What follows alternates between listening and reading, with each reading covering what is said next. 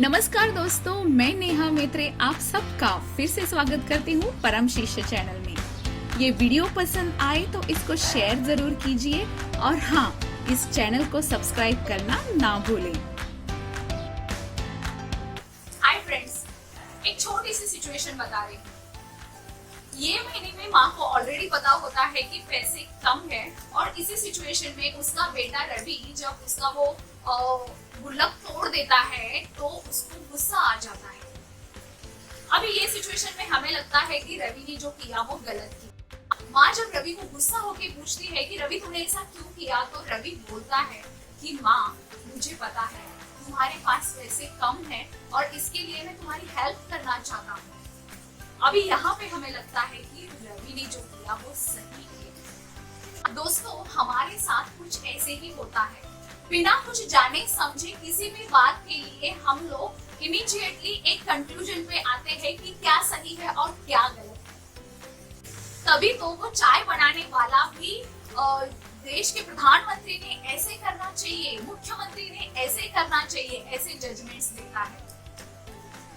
जो खुद कभी घर पे 5-10 मिनट का रोज एक्सरसाइज भी नहीं कर पाते, वो क्रिकेट की मैच देखने की दूसरी बात ही बोलते हैं कि उसने ऐसे कैच लेना चाहिए था, उसने बैटिंग गलत किया, ये उसका गलत हो गया, इसने बरोबर किया। हाँ, ये हम लोगों को सुनने मिलता है। कुछ हमारे आसपास हमें ऐसे लोग देखने को मिलते ही है। किसी भी परिस्थिति को, किसी भी सिचुएशन को या किसी भी व्यक्ति को हम लोग पूरी तरीके से सोचे समझे बिना ही कुछ टैगिंग लगाते हैं और हम ये भी नहीं सोचते हैं कि हम एक्चुअली उसके लिए कैपेबल है या नहीं, वो भी नहीं सोचते।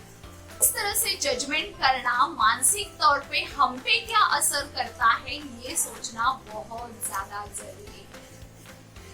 जब दो लोगों के आर्गुमेंट्स होते हैं, एक दूसरे के साथ नहीं बनती, तब जब वो झगड़ा होता है तो झगड़ा भी इसी के साथ ही बंद होता है कि तू तेरा देख ले, मैं मेरा देख लेता हूँ। राइट? एक्चुअली यही कंक्लूजन है। तभी तो बोला गया है कि दूसरों की जय से पहले खुद को देखें, क्योंकि दूसरों को जज करना हमें बहुत आसान लगता है, पर उसका उतना ही गहरा असर हमारे ऊपर भी होता है। ये सोचना भी जरूरी है। तभी तो हमें अगर हमारे विचार, पीस ऑफ माइंड स्टेबल रखना है तो दूसरों को जज करना हमें छोड़ना पड़ेगा। अभी ये इतनी आसानी से छोड़ तो नहीं सकते हैं, पर उसको कम तो कर सकते हैं, क्योंकि हम लोग जब दूसरों को जज करने लगते हैं तो हम खुद को छोड़ के अपना फोकस किसी और पे दे देते हैं।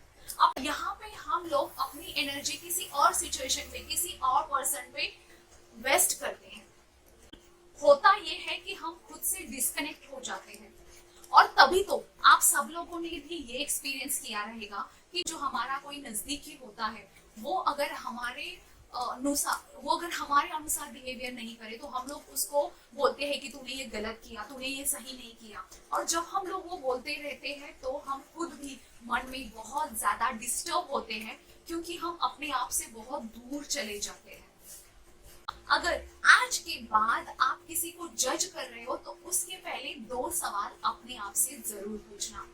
एक तो, किसी को जज करने के पहले आपने उस सिचुएशन को या वो पर्सन को पूरी तरह से इन 360 डिग्री लेवल समझ लिया है क्या? और कोई आपको सही बोले तभी आप खुश हो जाओगे, कोई आपको गलत बोले तभी आप दुखी हो जाओगे। क्या वो प्रिविलेज, वो विशेष अधिकार आप किसी और को देना चाहते हो? आपको खुद पे कॉन्फिडेंस नहीं है? खुद को पहचानिए। Make sure that your internal stability and peace of mind should not be disturbed just because of others.